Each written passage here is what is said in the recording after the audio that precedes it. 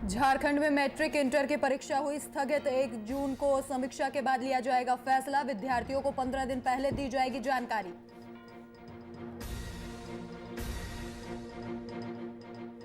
झारखंड में राजभवन तक पहुंचा कोरोना। राज्यपाल द्रौपदी मुर्मू हुई कोरोना पॉजिटिव। मेडिका अस्पताल में कराया गया भर्ती।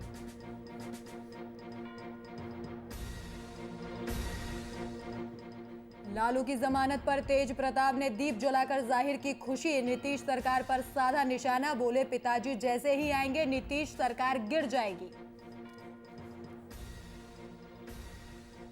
और कोरोना के मद्देनजर प्रशासन ने बढ़ाई सख्ती। मधुबनी में डीएमएसपी ने किया कोविड केयर सेंटर का निरीक्षण। इलाजरत संक्रमित लोगों का जाना हाल।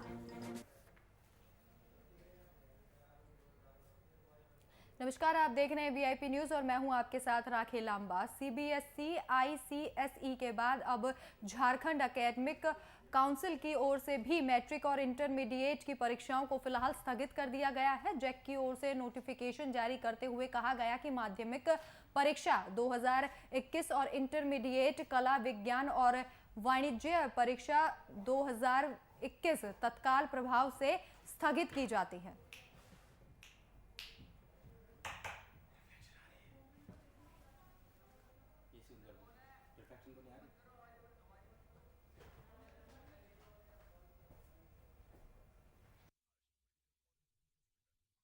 तो हो गया, तैयारी लगभग हो चुका है हम लोग का एग्ज़ाम का। अगर एग्ज़ाम को टाल दिया जाता है कुछ दिन बाद, एक तो हम लोग का एग्ज़ाम फरवरी में होता था, इतना दिन के बाद हुआ है, तो हम लोग बीच में जो पढ़ाई बीच में थोड़ा सा भी रुका, उस कारण से कुछ बच्चे पढ़ नहीं पाए। किसी के पास फ़ोन नहीं था, वो नहीं पढ़ पाए। किसी घर से परमिशन नहीं मिल पाया स्कूल जाने के लिए, वो नहीं पढ़ पाए। और इस कोविड काल में हाँ, कैंसिल कर देना चाहिए एग्ज़ाम। कैंसिल करने से ये फ़ायदा हुआ कि संक्रमण की रफ्तार रुकेगी, जिससे बहुत हद तक बहुत लोग को फायदा। अपने श्री हेमंत सोरेन जी से आग्रह करेंगे कि कोरोना महामारी जो है सो हम लोग का ये तीसरा डेट जो है कैंसिल हुआ है। एग्जाम हो पर ऑनलाइन हो। और बहुत से हम लोग में ऐसे भी बच्चे हैं जो कि एग्जाम नहीं होता है इस बार, तो जो है सो पढ़ाई अपना छोड़ भी सकते हैं। और ये कोरोना महामारी जो है अपना गाइडलाइन के साथ ही ले पर एग्जाम ले। हाँ, अभी पता चला है कि सरकार के द्वारा बैठक में लिए गए निर्णयानुसार जैक को निर्देश दिया गया है कि मैट्रिक और इंटर की जो परीक्षा मई से होने वाली थी उसे तत्काल स्थगित कर दिया गया है और 1 जून के बाद इसे फिर से समीक्षा कर तिथि निर्धारित किया जाएगा। इस पहल को हम स्वागत करते हैं।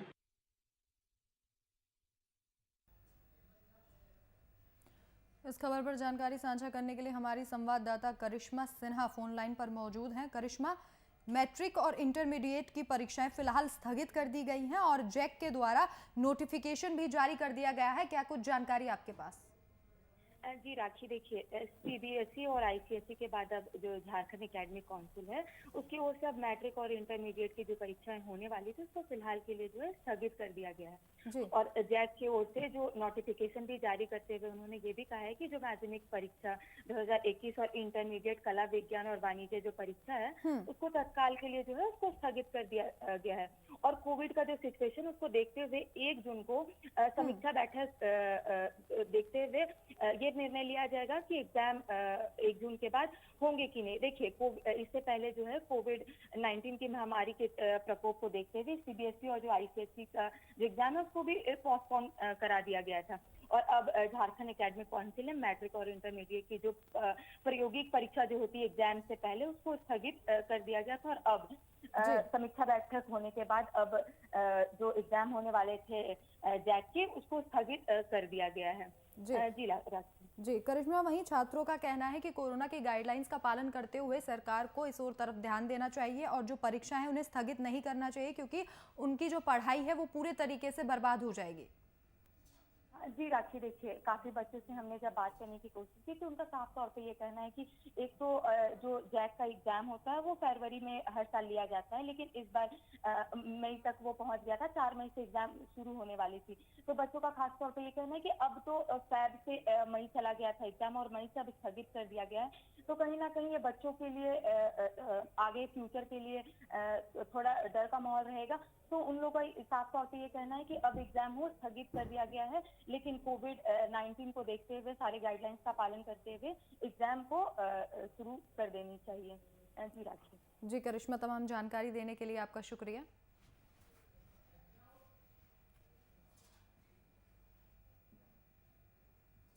वहीं आरजेडी सुप्रीमो लालू यादव को जमानत मिल चुकी है। ऐसे में आरजेडी परिवार में खुशी का माहौल है। इस कड़ी में लालू यादव के बड़े लाल तेज प्रताप यादव ने अपने पिता की जमानत पर अपने सरकारी आवास पर आरजेडी कार्यकर्ताओं के साथ दीप जलाया। इस दौरान मीडिया से बातचीत करते हुए उन्होंने सुशील मोदी द्वारा लालू यादव के बेल पर ट्वीट को लेकर अपनी प्रतिक्रिया दी। वहीं कोरोना को लेकर सरकार को घेरा और साथ ही कहा कि लालू जी जैसे ही आएंगे तो नीतीश कुमार की सरकार गिर जाएगी और नीतीश कुमार को पता हो गया है कि वो जाने वाले हैं।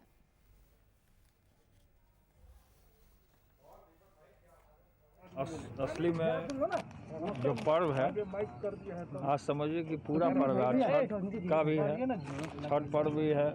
फिर से आज देखिए कि सब लोग कितने जो पार्टी के लोग हैं वो होली भी मनाने का काम किए हैं और सब पर्व त्यौहार भी मनाने का काम किए हैं। और मुसलमान भाई का रमज़ान भी है, रमज़ान भी मनाने का काम हो रहा है। तो भगवान ऐसे सिचुएशन को देखते हुए आज के दिन को चुनने का काम किया और पिताजी का जो जिस तरीके से भगवान ने हमारी प्रार्थना को और बिहार की तमाम लोगों के करोड़ों नौजवान और पूरी महान जनता का प्रार्थना को स्वीकार करने का काम किया।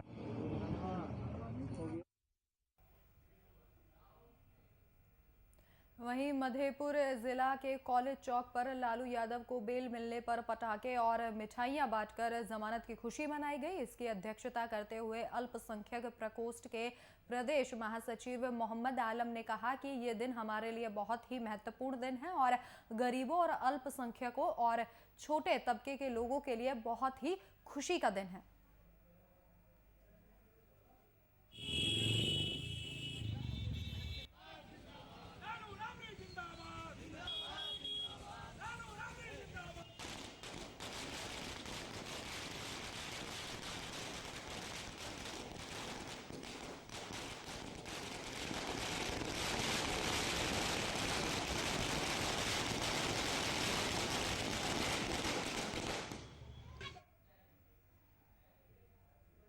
वहीं मधुबनी के झंझारपुर नगर थाना पर रामनवमी को लेकर शांति समिति की बैठक की गई। बैठक की अध्यक्षता अनुमंडल पदाधिकारी शैलेश कुमार चौधरी ने किया। इस दौरान उन्होंने मौजूदा लोगों से कोविड-19 के नियमों का पालन करने की अपील की और कहा कि कोविड को लेकर सतर्कता बरतते हुए रामनवमी और नवरात्र को लेकर किसी भी प्रकार का जुलूस निकालने पर पूरे तरीके से प्रतिबंध रहेगा और लोगों से घरों में रहकर त्योहार मनाने की अपील की।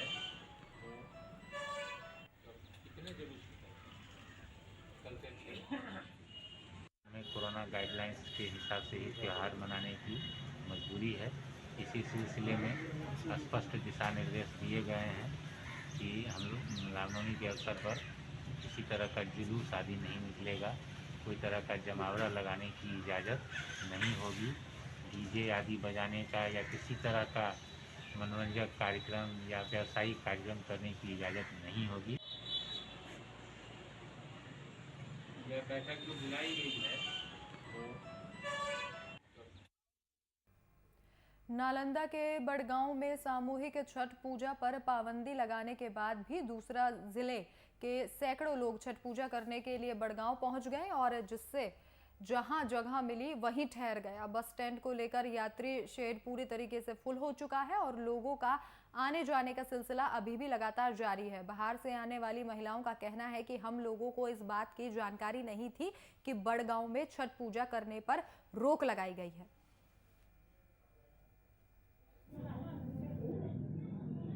यही नहीं तो हम लोग बलगाम नहीं आते परवाह करने के लिए। अब उतना दूर से आए कष्ट है, अब फिर हम लोग कैसे चले? एक आदमी को ऑर्डर दिया सरकार से जाने के लिए, अभी पुलिस बोला एक आदमी जा सकते हैं। अच्छा, बाकी लोग वैसे जाएगा एक आदमी, चलेगा वह तीनों, हम लोग यहीं रहेंगे।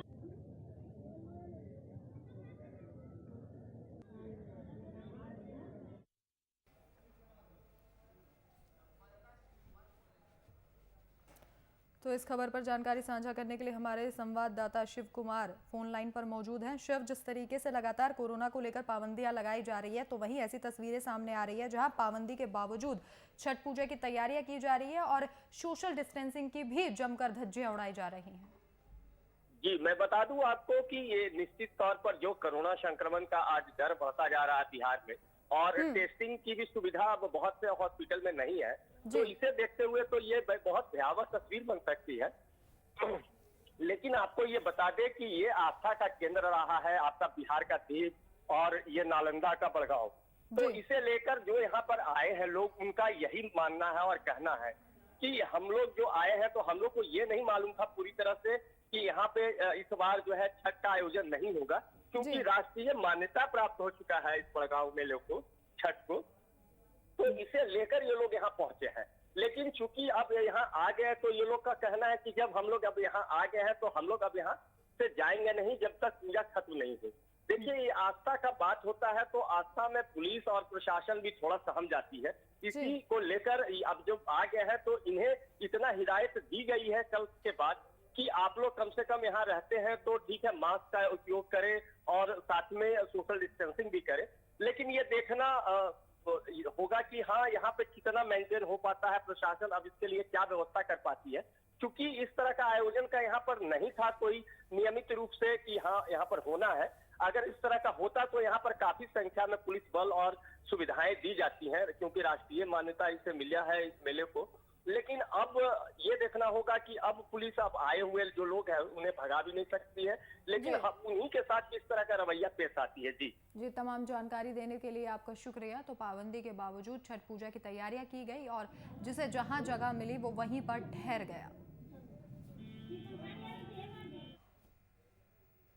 वहीं औरंगाबाद के उपहारा में डंपर से कुचलकर एक बच्चे की मौत हो गई, जिसके बाद आक्रोशित ग्रामीणों ने शव के साथ गोहदेव कुंड मार्ग पर जाम कर दिया। इसके साथ ही सड़क पर आगजनी करते हुए ग्रामीणों ने प्रशासन के खिलाफ जमकर नारेबाजी की और उचित मुआवजे की मांग करने लगे। हालांकि जाम की सूचना मिलने के लगभग 4 घंटे बाद उपहारा थाना अध्यक्ष दल बल के साथ मौके पर पहुंचे और किसी तरीके से ग्रामीणों को समझा बुझाकर मामले को शांत करवाया। तब जाकर रास्ते पर आवागमन शुरू हुआ।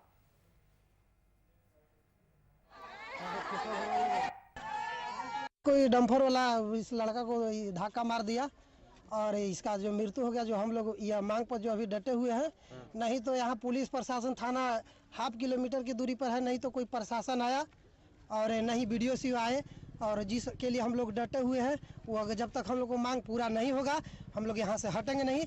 चाहे हमको आज रुकना पड़े, रात भर दिन भर, चाहे 24 घंटा जितना भी हम लोग रुकना पड़े रुकेंगे, लेकिन हम लोग हटेंगे नहीं जब तक इस बच्चा का जो न्याय नहीं और मुआवजा नहीं मिल सके।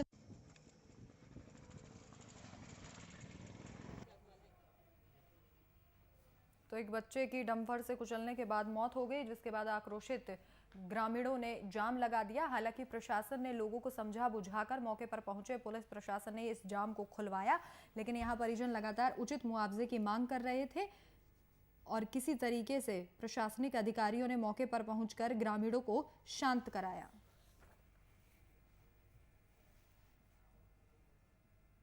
मधुबनी जिले के भैरव थाना क्षेत्र के पाहीकट के पास तिवारी ट्रेवल्स की बस पलट गई, जिसमें कुल चालक समेत 5 लोग सवार थे, जिसमें चालक और एक यात्री गंभीर रूप से घायल हो गया, जिसे पुलिस ने इलाज के लिए अस्पताल भेजा है। ये बस मुजफ्फरपुर से दिल्ली जा रही थी।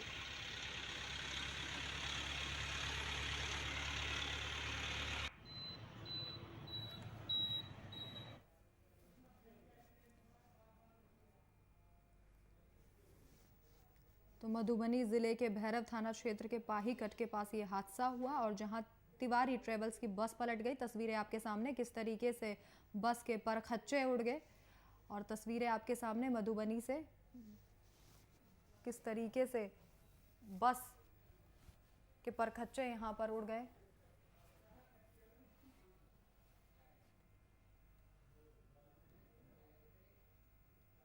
बिहार में शराबबंदी का कानून बस नाम का रह गया है। आए दिन कई तस्वीरें सामने आती हैं जो शराबबंदी कानून की धज्जियां उड़ाती हैं। समस्तीपुर जिले के वारिसनगर थाना क्षेत्र अंतर्गत हांसा बहेरा चौक के बीच एक व्यक्ति नशे की अवस्था में सड़क किनारे गिरा हुआ पाया गया, जिसकी मदद करना किसी ने मुनासिब नहीं समझा।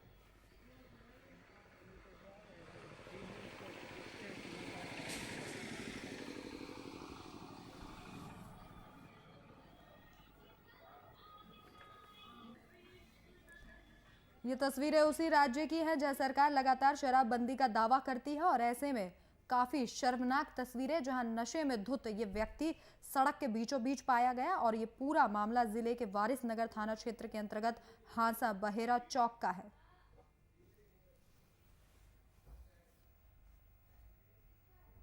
समस्तीपुर के कल्याणपुर ब्लॉक में 7 निश्चय योजना से हर घर नल का जल योजना का हाल बेहाल होता नजर आ रहा है। अधिकांश वार्ड में योजना का काम अधूरा पड़ा हुआ है। जिन वार्ड में काम पूरा कर लिया गया है वहां भी ठीक से जलापूर्ति शुरू नहीं की गई है। ऐसा ही मामला अंजना पंचायत के वार्ड नंबर 10 में देखने को मिला, जहां पर करीब 300 महादलित परिवार हैं, लेकिन आज तक इन लोगों तक हर घर नल जल योजना का लाभ नहीं पहुंचा है, जिसके चलते लोगों को बढ़ती गर्मी में शुद्ध पानी के लिए तरसना पड़ रहा है।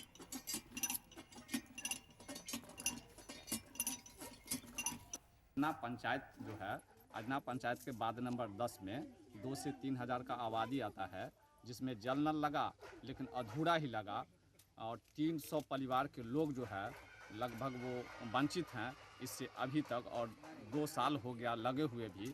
हम लोग मुखिया और वार्ड मेंबर, वार्ड सचिव को सारा बात कहे, लेकिन वो मानने और कहने के लिए तैयार नहीं और कहे कि आप लोगों को जहाँ जाना है, जो करना है कीजिए। और अभी तक पानी जो है हम लोग आधा से 1 किलोमीटर दूर जा कर के लाते हैं। जो नल जल से पानी एक तो हम लोग वंचित हैं ही, और चांपा कल भी जो था वो 1-2 साल में सूख गया, अभी तो बिल्कुल सूख गया। हम समस्या ये 10 नंबर वार्ड में कोई व्यवस्था पानी के नल जल के नहीं हो रहा है, क्योंकि पानी भी रोड साफ कर जाता रहा है, बच्चा से जा रहा है तो बाल्टी में लोटा में पानी लेता है तो पियाता है, कल सूख गया है। और कोई मुखिया सरपंच कोई भी आदमी देखने वाला नहीं है। कौन पंचायत का मामला है? अजना पंचायत का वार्ड। इस खबर पर जानकारी साझा करने के लिए हमारे संवाददाता रितेश कुमार फोन लाइन पर मौजूद। रितेश, जिस तरीके से सरकार लगातार दावे कर रही है कि 7 निश्चय योजना के तहत हर घर तक पानी पहुंचाया जाएगा, लेकिन वहीं ऐसे मामले सामने आते हैं जहां पर अब तक इस योजना का लाभ ही नहीं पहुंच रहा है। इतना ही नहीं कि पाइपलाइनें भी नहीं बिछाई गई हैं। जी जी जी जी राखी, जैसे कि हम बता दें, इन दिनों जो है लगभग अजना पंचायत के वार्ड 10 का मामला है, जहां पर करीब 300 महादलित परिवार है जिनके घर तक आज तक नल जल का उसका पाइपलाइन भी अब तक नहीं बिछाई गई है, जिसको लेकर लोगों में काफी पानी को लेकर किल्लत बनी हुई है। हालांकि इन दिनों बढ़ते गर्मी को लेकर भी जो लोगों में काफी पानी की कमी महसूस हो रही है। बढ़ते तापमान को लेकर जो है पानी चापाकल वगैरह जो है सूख रहा है और लोगों के बीच जो है पानी की समस्या उत्पन्न हो गई है। परंतु स्थानीय जनप्रतिनिधि लोग भी है जो अब खुद में तानाशाही को लेकर किसी प्रकार की लोगों की पानी की मुहैया को लेकर नहीं सोच रहे और न ही इस ओर अधिकारियों भी ध्यान दे रहे हैं। जी रितेश, फिलहाल शिकायत के बाद क्या कोई अधिकारी वहां पर पहुंचा है? जी नहीं, अभी तक किसी भी पदाधिकारी के द्वारा कोई मतलब शिकायत के बाद किसी तरह की जो है कार्रवाई नहीं की गई है। लोगों ने जो बगल के वार्ड में जो है स्थानीय विधायक जो है महेश्वर हजारी जी वो उद्घाटन के लिए आए थे। ग्रामीणों ने अपनी जल समस्या को लेकर उनसे भी शिकायत की, परंतु अब तक जो है किसी भी तरह की जो है लोगों को पानी मुहैया के लिए ना तो जनप्रतिनिधि और ना ही प्रशासन की ओर से कोई पहल की गई है, जिसके लेके जो है आसपास के वार्डों में जब लोग जाते हैं पानी के लिए तो वहाँ के लोग पानी बहने के कारण कीचड़ की समस्या बताते हुए उन लोगों को पानी तक नहीं भरने देते हैं, जिसके कारण उन लोगों में समस्या कई दिनों से बनी हुई है। हालांकि लोग जिला प्रशासन से भी कई बार गुहार लगाई है मदद से, लेकिन अब तक जिला प्रशासन भी इस ओर कोई मुहिम बिल्कुल रितेश, जैसे जैसे गर्मी बढ़ती जाएगी वैसे वैसे पानी के लिए भी लोग परेशान होते जाएंगे और ऐसे में इस तरीके के मामले सामने आना सरकार के लिए काफ़ी शर्मनाक है। फिलहाल तमाम जानकारी के लिए आपका धन्यवाद।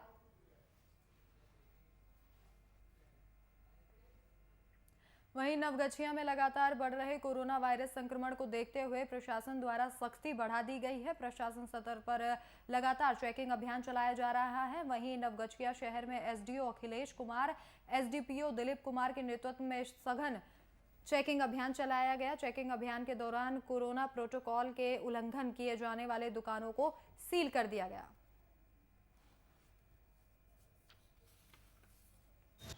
के नेतृत्व में हम भी साथ में थे, दोनों आदमी के नेतृत्व में आज मास्क चेकिंग अभियान हम लोग चलाए। और अभी जो रिपोर्टिंग हो रही है उसके अनुसार कोरोना का केसेस काफ़ी बढ़ गया है।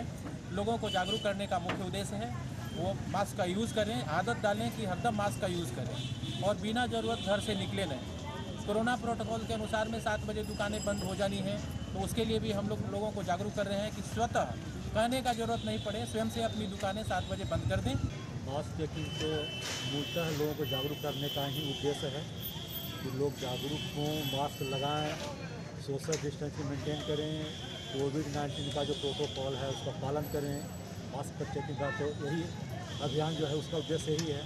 साथ में आज तो कोविड का जो प्रोटोकॉल का पालन नहीं किया, उसमें 2 दुकान भी सील की गई है। इसलिए एक मोबाइल का स्टोर रूम है और इस कपड़े का दुकान।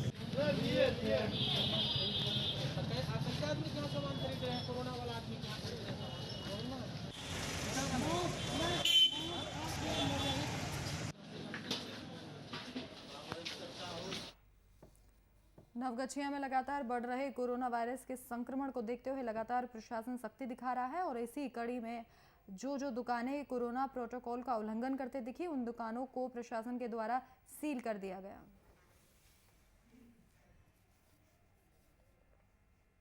वहीं छपरा के मशरक थाना क्षेत्र के हनुमानगंज गांव में गए एक युवक की नहर में डूबने से मौत हो गई। युवक की पहचान 26 साल के कृष्णा कुमार यादव के रूप में हुई है। मौके पर थाना अध्यक्ष राजेश कुमार ने शव को अपने कब्जे में लेकर पोस्टमार्टम के लिए सदर अस्पताल छपरा भेज दिया है।